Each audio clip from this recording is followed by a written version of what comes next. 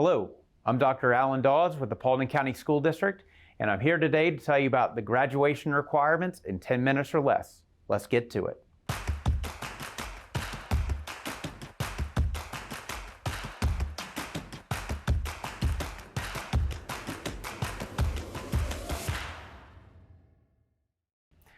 All right, so the state of Georgia sets out the graduation requirements, and our district follows these state guidelines. There are no additional requirements on top of what the state lays out for graduation. So for these requirements, we need 23 credits just to walk across that stage. So inside of those 23 credits, we need 4 credits in English, 4 credits in math, 4 credits in science, and 3 in social studies. In addition to that, we need 3 total credits of CTAE, fine arts, or world language combined, and 1 additional credit of health and personal fitness.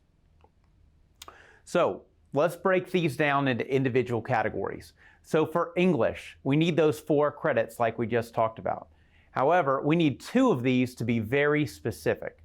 We need 1 credit of American Lit and 1 credit of 9th grade Lit and composition. So in addition to those, you need those 2 additional credits. You can see below that we have a common course sequence there. So a typical student would take 9th grade Lit as a freshman, World Lit as a sophomore, American Lit as a junior, and then they would take a 4th English, either Advanced Comp, British Lit, or maybe even Multicultural Lit. You can see here that this is the English common sequences that are available inside of the English category. There are a lot of different opportunities to take honors, AP level, as well as the traditional path there. We don't have a lot of time, so please pause it there to see your individual course sequence. For math, we have those 4 required courses that we spoke about.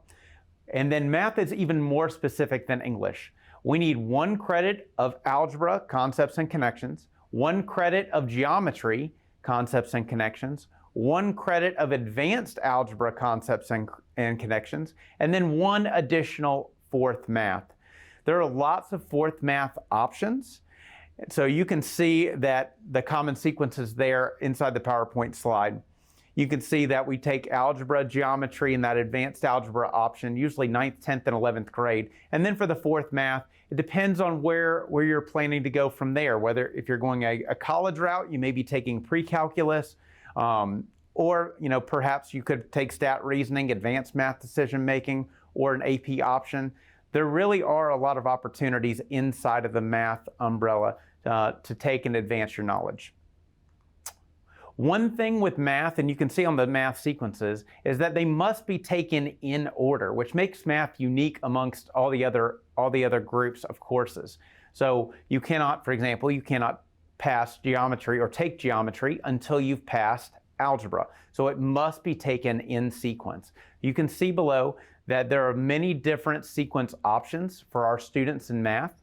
So please pause it here to see your own individual math sequence. For science, you need 4 of those core science credits to graduate. Inside of the science category, the state requires that you have 1 full credit of biology, 1 full credit of either physical science or physics, and then 1 full credit of either chemistry, earth systems, or environmental science. In addition to that, you need a 4th science option. There are many 4th science options as there are in math. So you can see from the common sequence below, you would typically take biology, then chemistry, then physics, and then a 4th science. Or you possibly could take biology, physical science, and then get into earth systems, environmental. There's a lot of different options here. So you can see from the science sequences just how many options there are, and it does vary by school. Please pause here if you'd like to see your own individual science sequence. And finally, for social studies, wrapping up the core areas, we need 3 core credits of social studies. You need 1 full credit of world history, 1 full credit of U.S. history, and then a half credit each of American government and economics. You can see the common sequences there laid out before you. where you really start in 10th, 11th, and 12th grade to knock out those social studies core courses. However, the freshman year is a little bit unique. During their freshman year, most of our students will take world geography. This is considered an elective. However, we believe that it is very important to take that social studies credit because it builds on your knowledge for social studies and then leads you into world history in the 10th grade. It does not count as a social studies credit for graduation purposes. However, world geography does count for your HOPE GPA. And here's the social studies sequence below. You can see that there's fewer options as opposed to math or science. It's a little bit more streamlined approach. However, with any of these sequences, you're going to find honors and AP levels available to you in any of those 4 core areas. All right, let's move on to world language, CTAE, and fine arts. We need 3 combined credits in this area. So you can do 2 world language, 1 CTAE. You can do 2 fine arts, 1 world language. You can kind of mix and match them here. You just need 3 full credits just to graduate. Now, if you are interested in going to a 4-year college, you're going to want at least 2 sequential years of world language, meaning like Spanish 1, Spanish 2, French 1, French 2. Those are required to get into a 4-year college, but it's not required for graduation. And finally, health and personal fitness. So we need 1 credit of health and personal fitness, and I'm being specific when I say health and personal fitness. Our health and personal fitness course is combined into 1 credit. So if you took a team sports or a weight training class, it would not meet this requirement. So it needs to be specifically health and personal fitness. We do have the option of taking 3 credits of JROTC. And if you take those 3 credits of JROTC, whether it's Army, Navy, Air Force, whatever it is, whatever option you have, those 3 credits can count as your health and personal fitness requirement.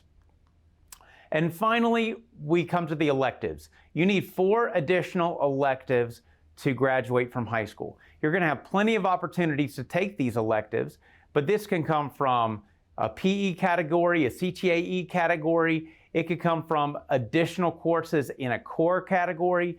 Anything that's an overflow option will come into these electives. And each of these things will vary by school. You may have automotive at one school, you may have construction at another. It really does, the opportunities really do vary by school.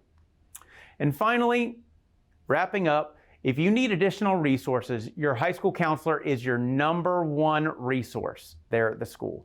Please make sure to talk to them, and they can help walk you through a lot of these courses that we spoke about. You can also check the district website or the Georgia Department of Education's website. Thanks for your time, and have a great day.